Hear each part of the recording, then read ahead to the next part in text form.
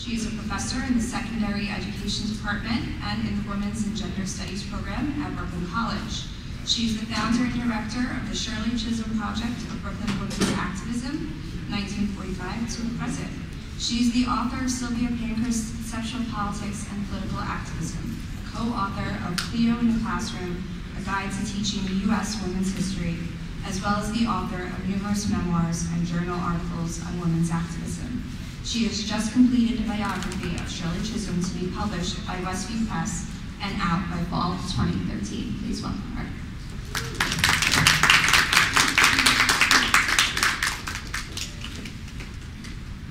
Good afternoon, everybody, and thank you very much, especially the people in the Women's Center, Maureen and Francis. It's really very exciting for me to be here and to speak. I read The Immortal Life of Henrietta Lacks the moment it came out. I could not put it down. It is one of the best books I've read in my lifetime. And today, these panelists have been discussing so many aspects about this book, issues of race, class, gender, sexuality, medicine, research, and medical ethics. And one thing I remembered when I was preparing this talk was that in 1954, myself and approximately 1,022,640 children in 44 states were polio pioneers. And so Henrietta Lacks, and I was one of them, and Henrietta Lacks is part of me because her cells were used for the development of the Salk vaccine, and I found it a very emotional experience. And I spent this morning from 5 a.m. to 7 a.m. reading everything I could on polio pioneers.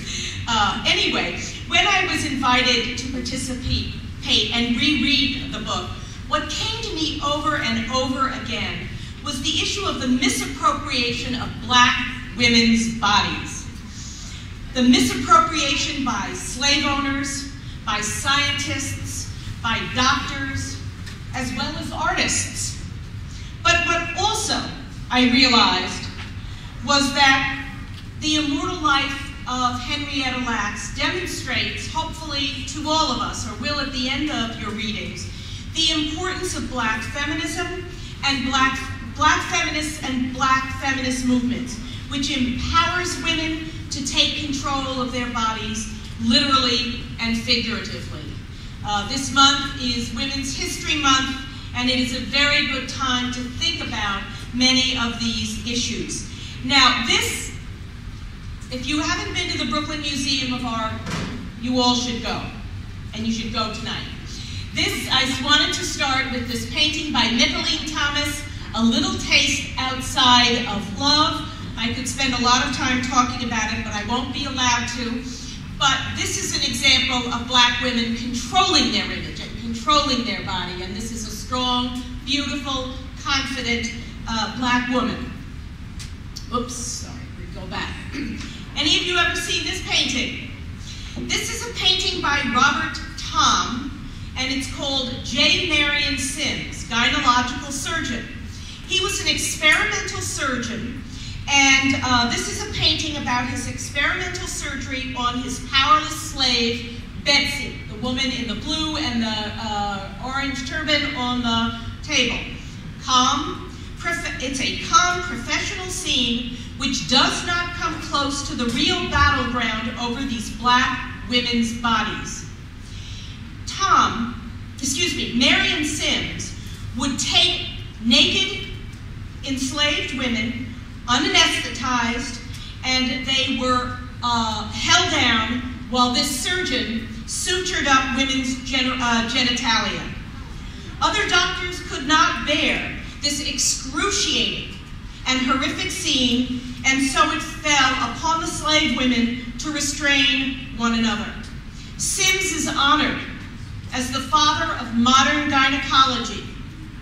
We know nothing about Betsy. He spent years torturing enslaved Black women before he attempted to cure white women. And by the way, there is a statue of this torturer and doctor in Central Park in New York City. How many of you have ever heard of this? Okay, this is why you go to college, to get a good education. This is an image of Saartjie Baartman, who Western society described as the Hottentot Venus. How many of you have seen this image? A few. She was probably the most famous of at least Khoikhoi women who were exhibited in freak show attractions in 19th century Europe. It was called the Hottentot Venus. Hottentot was then a current but rude name for Khoi people. And of course, Venus is an allusion to the Roman goddess of love. Sarah Baartman was born a slave to a Dutch farmer named Peter Cesar near Cape Town. She was sold and she went to England, where she was exhibited. That is, people would pay money to come and see this woman.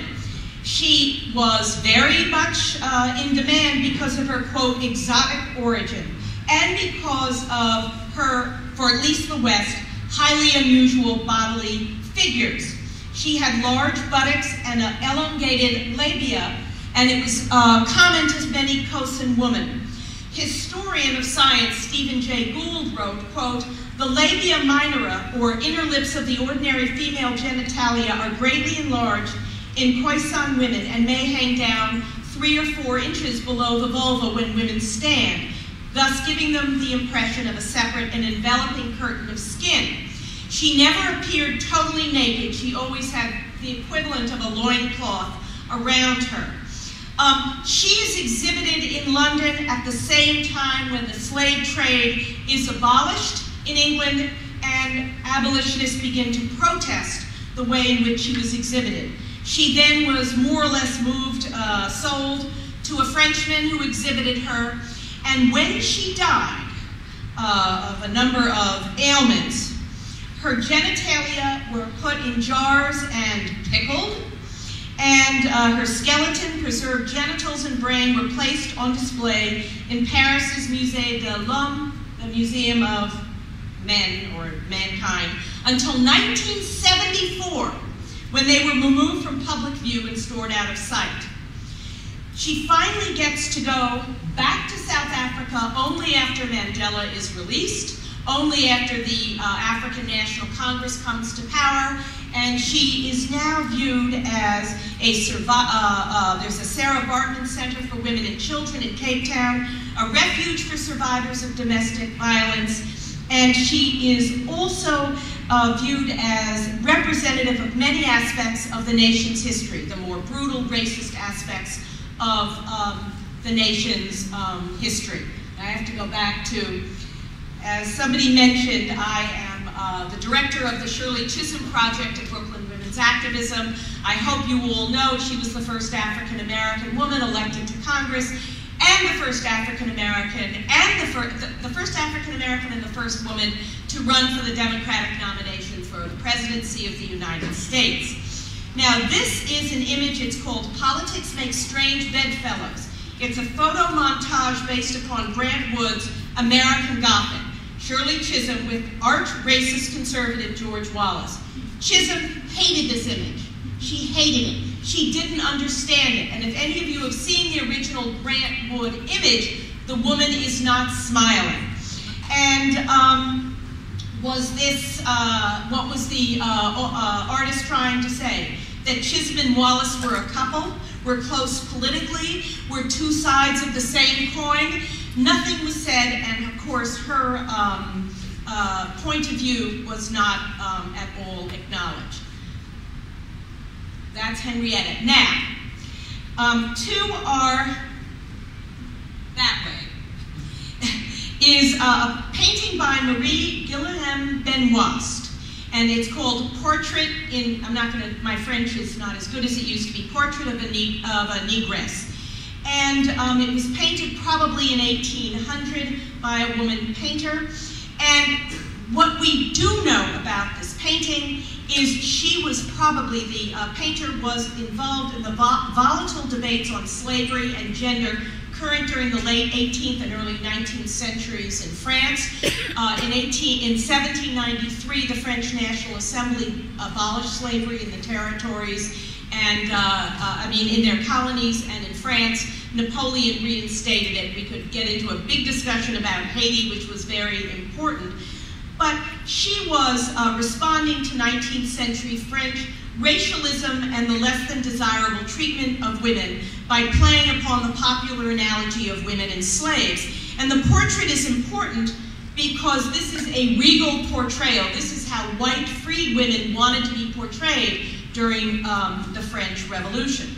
Now, to my left is an image of Michelle Obama superimposed on a Spanish magazine, and from which I'm able to gather the magazine sees itself as liberal, radical, hipster, and supportive of Michelle Obama, probably, and President Obama. I want you to think about what Michelle Obama might think about this depiction of herself.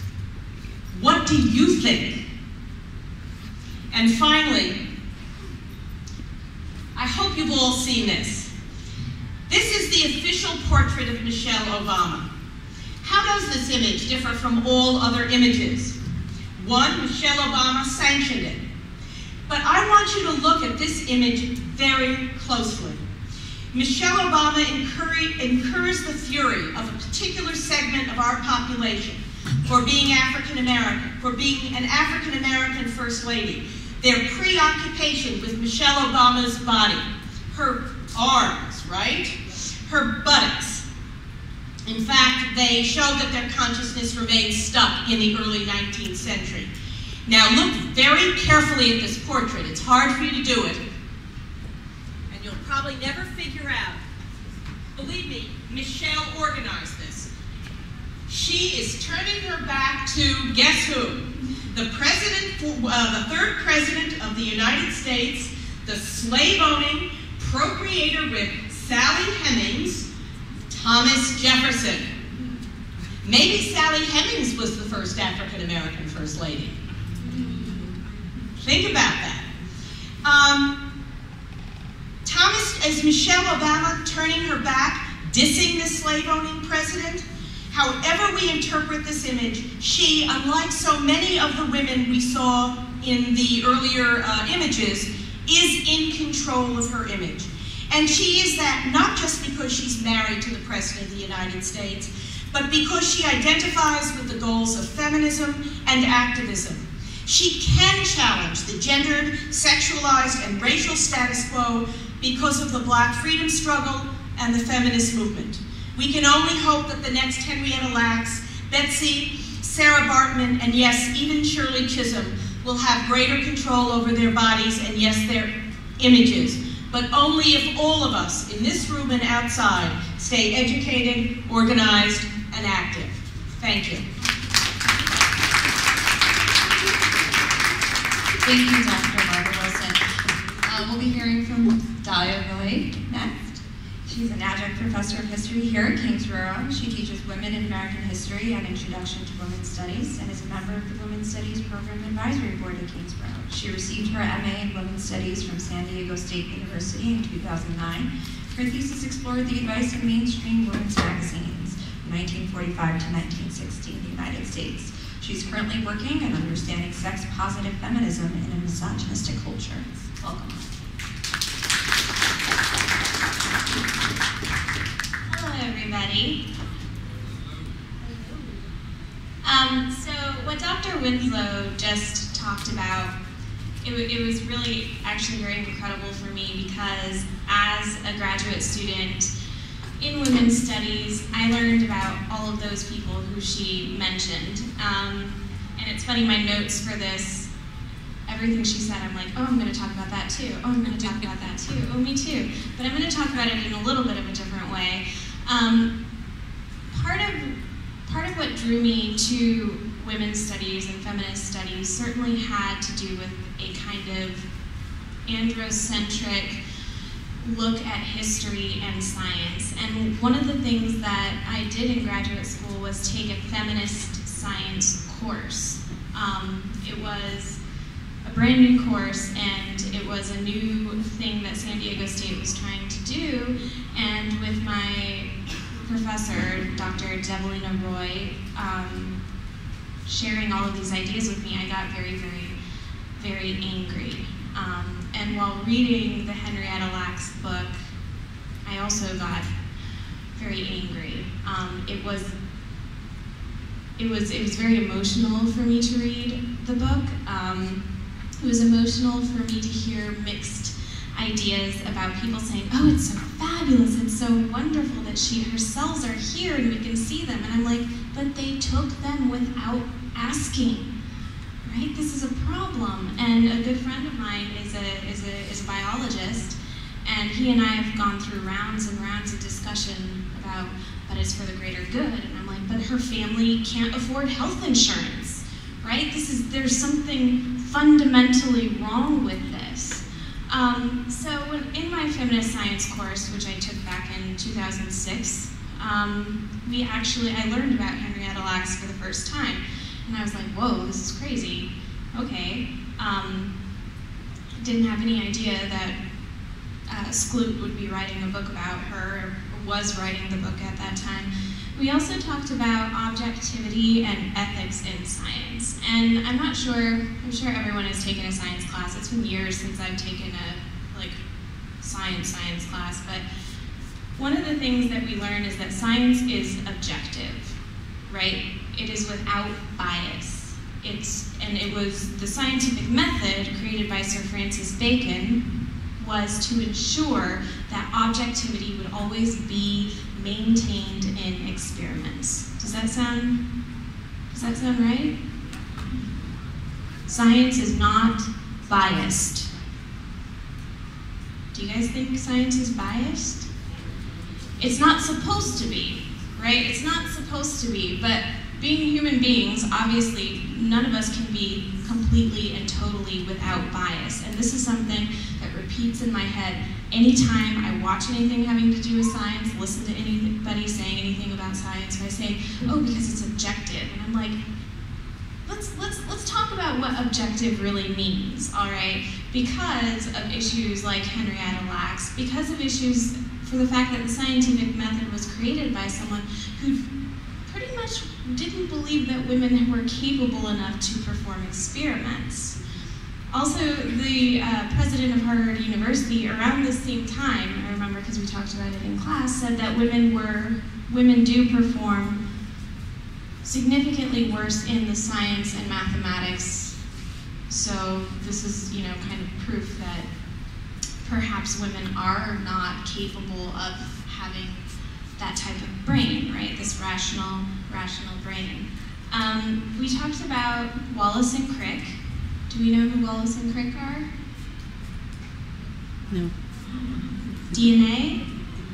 Discoveries of DNA? No? Watson and Crick, sorry. Watson and Crick, yes. And how a predominant amount of their research on DNA was done by their graduate assistant, who was a woman, which we learned in, if any of you were at the presentation last week. Also, I watched a documentary about Watson and his seeming support of eugenics. Do we know what eugenics is? Eugenics is basically using selective breeding in human beings to weed out any undesirable characteristics. Yeah. Do we know who the most famous eugenics were? Yeah, Hitler. Nazis. Exactly, right? But eugenics is a science. Oh yeah. And that's how it was kind of, and even when Watson was being interviewed in this film, I wish I knew what the name of the film was, but I don't, it happened a long time ago. He was saying that, and the whole reason why they created the film was they took him to various concentration camps so he could experience like the horrors, right, and be there where the horrors had occurred, because he advocates for weeding out, quote unquote, I hate using words like that when talking about human beings, but weeding out undesirable genetic characteristics as making a better world, right? And after seeing all of this, he still maintained, no, I still think that it's important that we try and eradicate the world of any sort of genetic problem, right? Whether it's psychological disorders, mental retardation disorders, right? All of these different things, he's like, no, we should try and get around that, as opposed to valuing people for who they are, right? So that goes through my head every time someone talks about objectivity in science. I think about eugenics. I'm like, well, that was a science, and that wasn't okay, right? And when I learned about J. Marion Sims, who I learned about also around the same time, go to graduate school, everyone. You learn a lot of stuff. I learned about J. Marion Sims, and I got sick to my stomach that day. I had to leave the room because I was so disturbed by what I had read, because that's exactly what he did. And he also did it on Irish immigrants, like indentured servants. He would just perform surgeries, and the things that he would do is he would literally take them apart and then put them back together and then do it again. Like, some women went through like 15 different surgeries with this man. And he's heralded, he's celebrated. There's a statue of him in Central Park. And I'm just like, this is horrifying. This is so upsetting. I didn't know what to do. And thanks to him, we know a lot about women's bodies. But the issue of consent, and like Dr. Winslow said, being in control about how one's body is displayed and how one's body is used is so important, and it's something that I think we need to think about every single day. And women's bodies are so often looked at as public property. I always tell my students, if anyone has ever been pregnant or has been close to someone who's pregnant, people who you have never met will come up and be like, oh, when are you due? And touch your stomach. And I'm like, why are you touching me? What is happening right now? No touching, no touching, right? So this issue of women's bodies being something that is open to the public, and not feeling like a woman doesn't have control of her own body, whether we want to talk about birth control, access, reproductive rights, etc., or also just walking down the street and not having to worry about someone grabbing at you, is something that constantly goes through my mind. So what I'd really like to kind of impart on everyone is similar to what Dr. Winslow said, is that you all have these tremendous opportunities, especially being here at school, being here at Kingsborough. There's so many ways to take classes, to get involved, to ask questions. There's a women's center on campus, and it's fantastic. And so I really just want to encourage everyone to advocate for yourself and to talk about these issues, right? I mean, obviously my take on these issues are a little bit different than other people's takes, of course, right? But you should talk about it, and by talking about it, I think we can really prevent things like this from happening. Thank you. Thank you, Zara. Next we'll be hearing from Dr. Indira Skoric. Dr. Skoric holds a PhD from Felding Graduate University in Santa Barbara, California. Her concentration is on the survivors of sexual violence in Bosnia and Herzegovina and Kosovo. Her work is recognized through a number of awards and fellowships, most recently the Rustin Fellowship at Columbia University, the Union Square Award for Organizing in New York City, and the American Association of University Women Fellowship.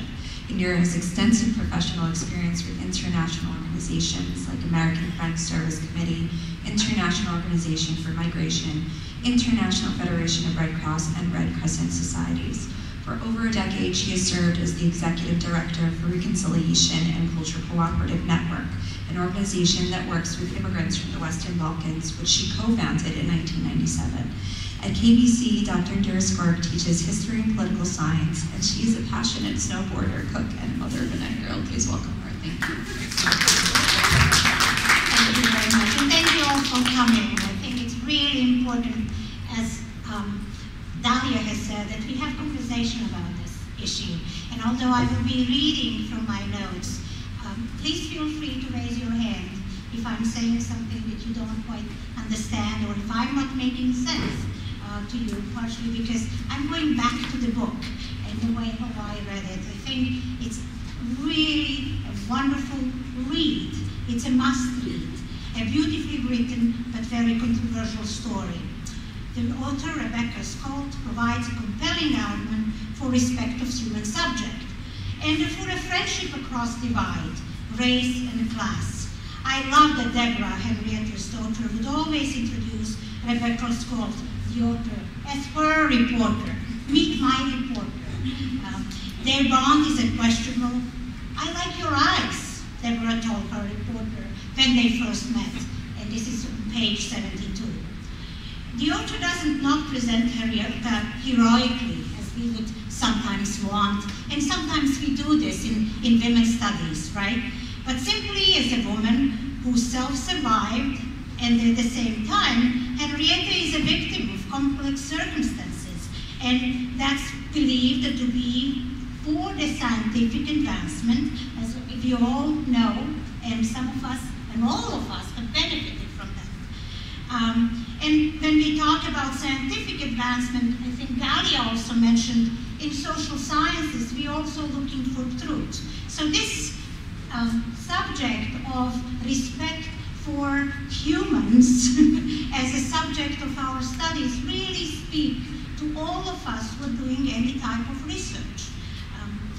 So in any event, I really would like to talk a little bit about trauma, and not necessarily about Henrietta as much, but everybody else in her life and how they received the news, and the author herself. From the literature in women's studies and trauma, we know that psychological trauma is an affliction of the powerless. Traumatic events overwhelm the ordinary system of care that people give sense of control, connections, and meaning. Trauma turns belief systems upside down. And this is from Judith Herman, who wrote this book in 1997, and I'm quoting page 155. Scott also uses in her work some oral history approach and employs geological framework. For example, when she goes for the first time to Clover to meet with Henrietta's cousin, Hector Henry, this is the first person who actually wants to meet with her from the family. He's called QT by everyone, and it's on page 80, I'm sorry. Rebecca is not really hungry, but he wants to treat her food. For oral historians, and I have a couple of my students here, this is a must. If your subject offers you food, you have to take it. It's an exchange. You're getting a story. Whether that's the type of food that you like or not, that's another matter. That's what my professor of methodology of oral history taught me, and she stuck with that. And you always check in with them the following day to make sure that they are okay. Because what you are asking for them to do is to share sometimes traumatic experience. They also might think about that later. So oral historians like Lossi and Passerini, who have done similar work, point out to an impulse of solidarity, really, where this exchange is coming from. The effort to want to use knowledge in which it's not only academic. So in a way, although this book is not academic, it informs all of us social scientists and the academicians, although it's not necessarily the way how we are viewing it. In their work, these oral historians identified many problems. For example, to conceptualize who the subjects are, give rise to their intersubjectivity and the experience of oral history interview in that situation. So actually, what we are looking for at this point is to get a point of view. Science is not objective. Truth might be objective for philosophers, but not for social scientists. And this is something very different that we have. And frankly, to all of us in the room, when we say, well, this is how we have to remember it, this is our memory, it depends what your memory of the event is, and it doesn't necessarily mean that's objectively true, but it's buried in the reality of your life, and that has to be recognized. So in a way, we have a lot of oral historians who point out that social scientists should admit their position in the field, particularly when the conflicts are fought between subjectivities. That subjectivity in this context is clearly race, and I'm looking at the subjectivity of the author of the book and all of the people with whom she held interviews. In regard to dealing with trauma and the role of the researcher, Pasolini suggests paying special attention to the multiplicity of languages. And actually we see this in the book. Scott really pays attention to the various languages, not only by the spoken idioms, but also the legends, disciplinary languages, gestures, and particularly performative aspects of the culture that we have. So she does definitely bring that awareness. The other aspect of this is that throughout the book, we always see the family members struggling with their trauma. And what the most current research shows on when people are affected by the trauma for Deborah and particularly for Zachariah, they hold something that we told from a Holocaust study. We know this term as a survivor's guilt. Zachariah has really never met his mother, but she gave birth to him, although she was terminally ill. She had that devotion. But they have hate. They have emotions that they cannot control. And researchers say that after hate for a specific goal, and let's say blaming it on some institution, for example, Hopkins and all the researchers, and mistrust that they have to the whole research community, emotional life can be more subtle and ambivalent because there is no longer a clear enemy or a fixed target. So they go in some sort of isolation that this book clearly shows.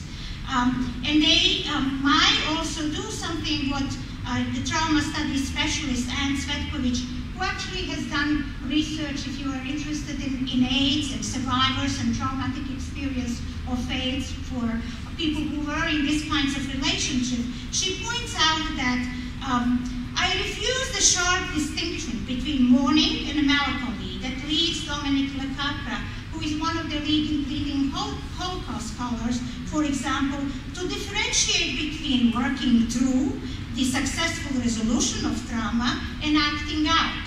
The repetition of trauma that does not lead to transformation, as it was noted, but the verbal link between acting out and acting up, which is the title of the group that she studied in the early 1990s in New York City, suggests that activity is a mode of acting out, especially its performative and expressive function, are a crucial research for responding to trauma.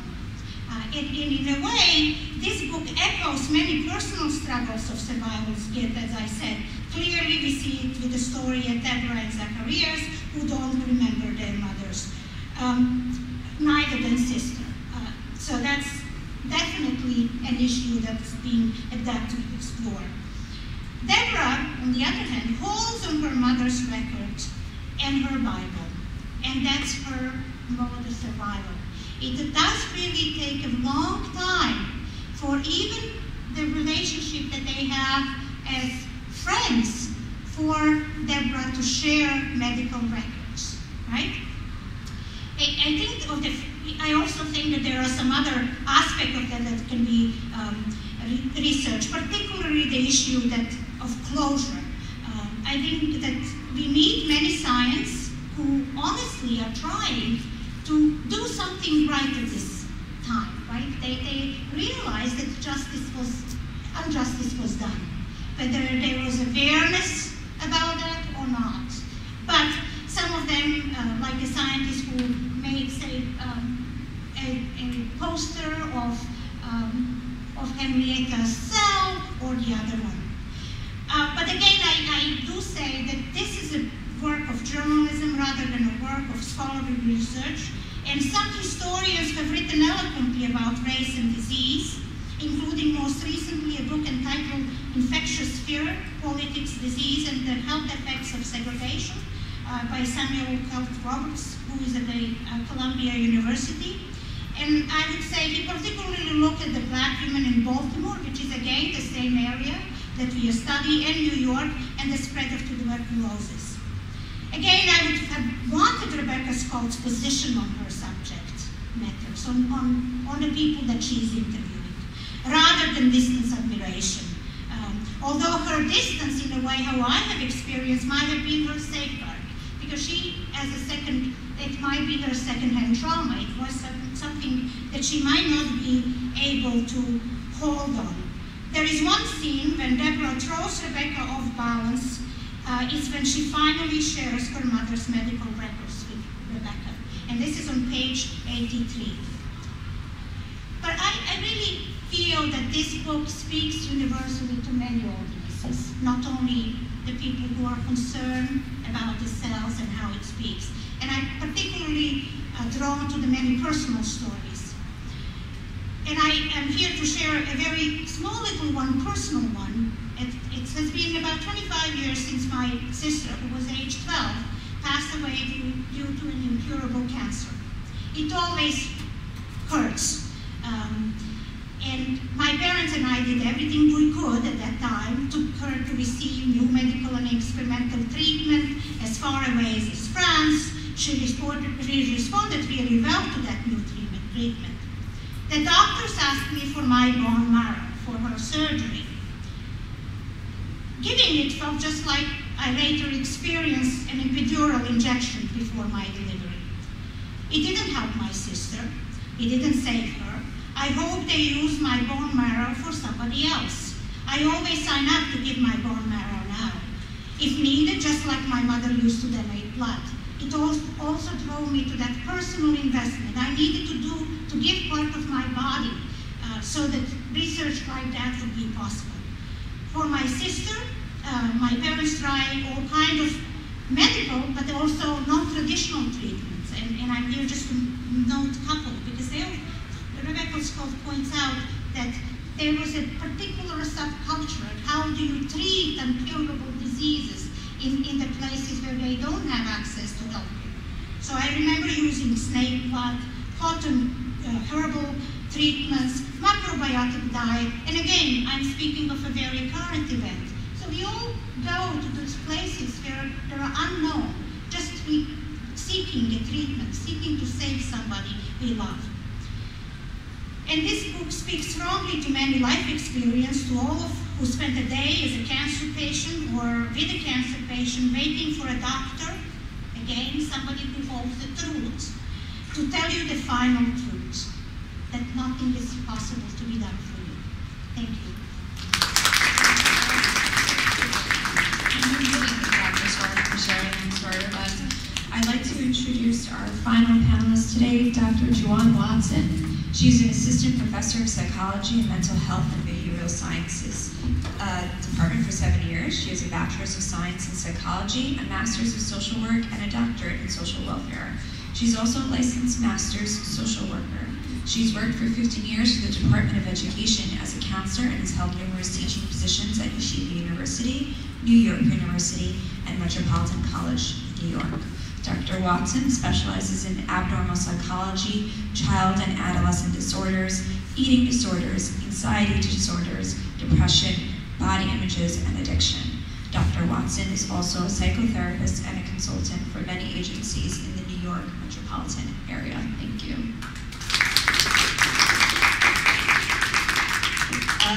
Good day. I'm going to be reading from my notes. I hope you guys are well. Okay? I'm an avid reader. And when I came across the book, I first saw it in Oprah. And I ran and I got it, and I took it into the department, and I was like blown away. But, as you can tell from what I'm going to give to you, I was also quite sad. So, as I read the book, The Immortal Life of Henrietta Lacks, I was filled with many emotions. The most prevalent emotion was one of sadness. This emotion was as strong then as it is now. I have become familiar with a woman who has indeed left a medical legacy. However, in my opinion, her life was filled with so much sadness. Sadness that as a woman, I am so angry to admit, was carried into the lives of her children. That is because I have a daughter who is going to be 18, and the sweetest little boy in the world who's going to be 5. So that makes me very angry with the way that, she was taken so young. However, for this presentation, I will focus on the beginning of the life of Miss Henrietta Lacks. I would introduce you to this amazing woman, and I hope that I can do it justice. And I'm going to do this by dividing my thoughts into 3 psychological aspects and the qualities that I really believe she had. Let's start with poverty. Miss Lacks was definitely born into poverty. Her mother died giving birth to her 10th child. Unfortunately, her father could not care for his children, so they were given to different relatives. She was given to her grandparents. She married her first cousin and quickly started having babies. Her life was filled with cooking, cleaning, taking care of babies. Her pregnancies were very close, and she never really had time to understand herself as a woman, for she married at the age of 20. Now you may find that, 20 is not really that young, but I want you to remember and to see her without the choices that she didn't have in her life.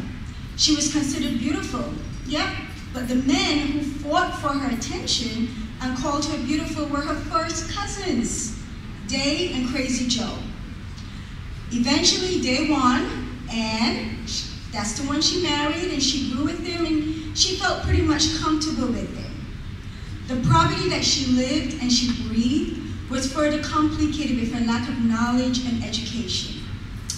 Henrietta lived in a time where Black, some of you may say African American women, were educated in wifely duties and in many cases never finished school. The route that she took of not finishing school and getting married and having babies was expected and almost came with a great applause. With her life of poverty and her lack of knowledge, Henrietta tried to show strength. And she did have a glimmer of control. This is shown when sadly she felt the knot within her womb. For she told her closest girlfriends, and I quote, "For more than a year, Henrietta had been telling her closest girlfriends something just didn't feel right.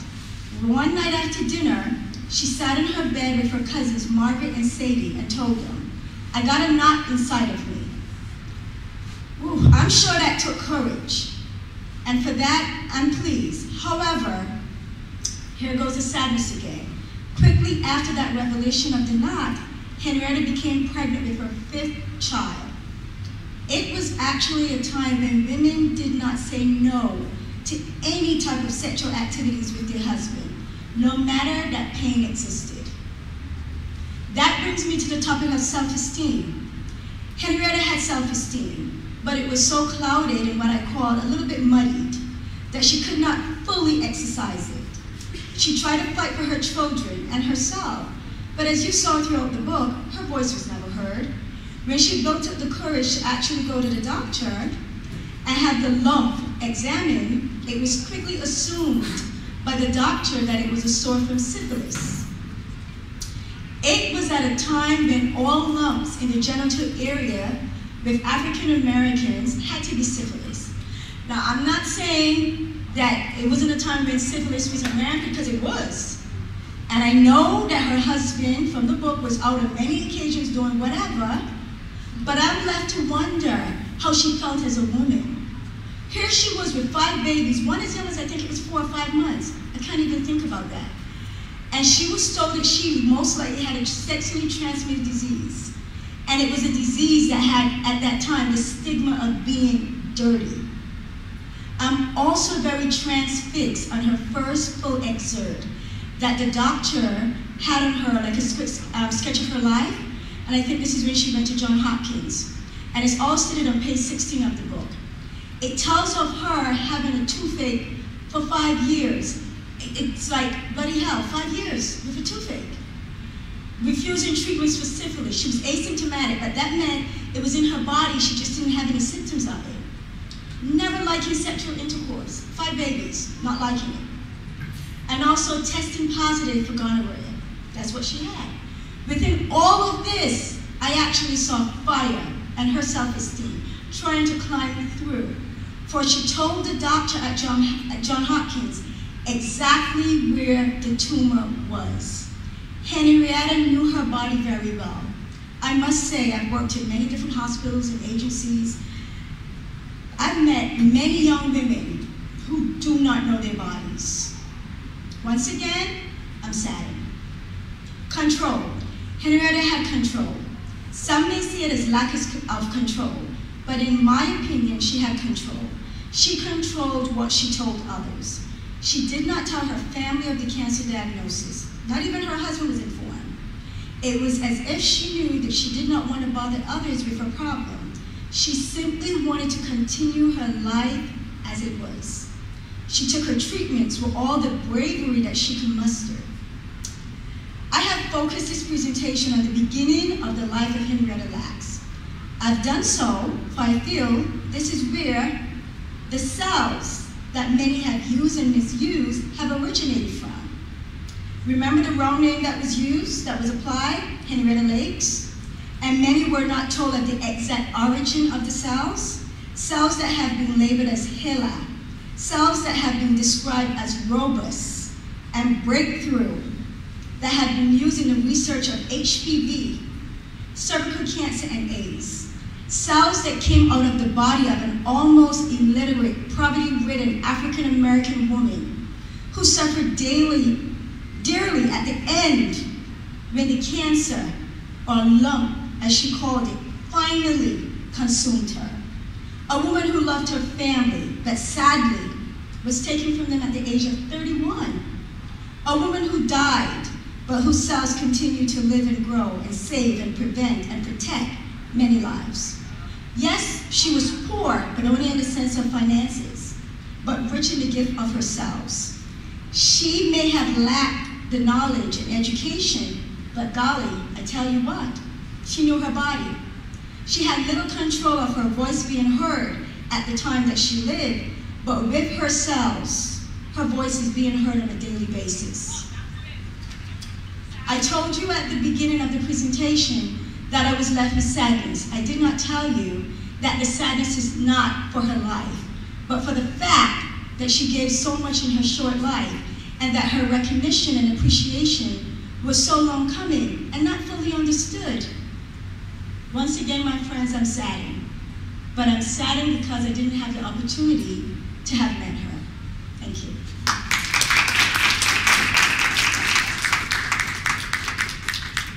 Thank you, Dr. Joanne Watson.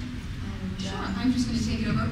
We don't have much time, and there's so many of you here. We really want to open up to questions to you. I just have 2 or 3 sentences as the respondent to say. First of all of these papers were wonderful. Thank you so much. Yes, not a problem. What I saw in all 4 papers was really 3 major things, 3 take-homes for me. One is the importance of having a voice. I found it interesting that it took a white woman, Scoot, to get the story of Henrietta Lacks out there. Do you remember the part of the book where they're trying to put together a Henrietta Lacks museum and nobody cares, right? But yet this young, educated, privileged background woman is able to get the story out there. So it speaks to who has the voice to get a story out into the public. So that might be something to think about. Everyone here talked about voice, oral histories, Oprah mentioning the book and getting it publicly understood out there, and lacking a voice, things like that. Women's bodies are public. And we never think about that so much, but Daria spoke about this very nicely, this idea. I always want to go up and rub that belly for good luck, man. And you don't realize that you wouldn't do that to a man. You know, you wouldn't do it, right? So women's bodies are public. And then finally, there is psychological effects of trauma. And I think that all of you touched a little bit upon the idea of the psychological effects of having your voice not heard, but also having your body publicly used. So I thought they tied together beautifully. Without having heard them before, I thought That was amazing. So let's open it up to the students and faculty who are here who want to ask questions. You don't want to listen to me. I want to listen to you. So who has questions for the presenters? If you have a question, you can come up and ask on the mic so we can hear you. Yeah. Or if you're afraid, just kind of, whatever. I'll repeat your question.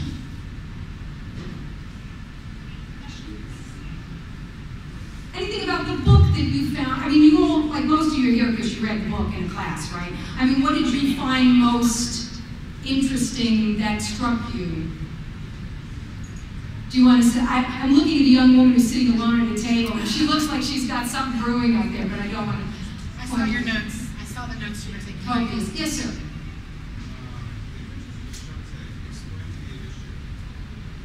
So you can explain the... Do you mind coming up?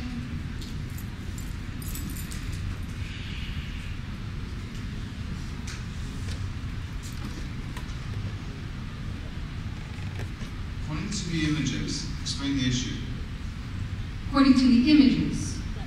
The images that were shown here are the images in the book. In the slides. Oh, so that's for Barbara. Yeah. So did you want to talk more about the images that you showed? It seems like... Yeah, I'm sorry. Please explain in sort of what you mean by what do you want me to talk about the images? I'm always happy to show them. Come up. I got it.